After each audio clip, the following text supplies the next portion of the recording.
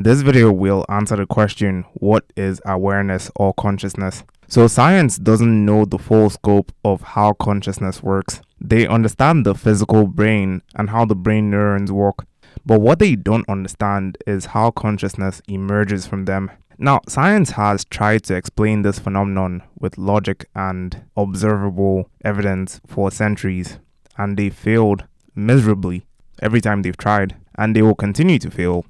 And there's a reason for that. It's because it's impossible to explain with logic, and that's where philosophy comes in. So consciousness, simply put, is the eternal awareness of the universe. In my last video, I explained what eternity is and how it works. But eternity just is. It has no beginning or ending.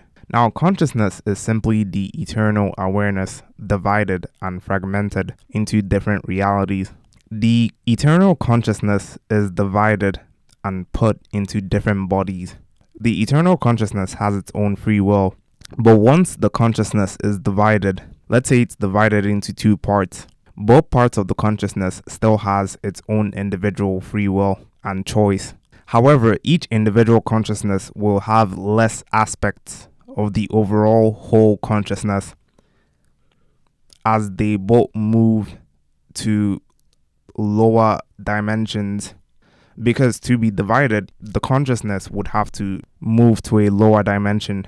The idea of split consciousness might sound confusing until you realize that you see it in everyday life. When somebody says something like, my partner brings out my adventurous side, what they're really saying is they are my other conscious half.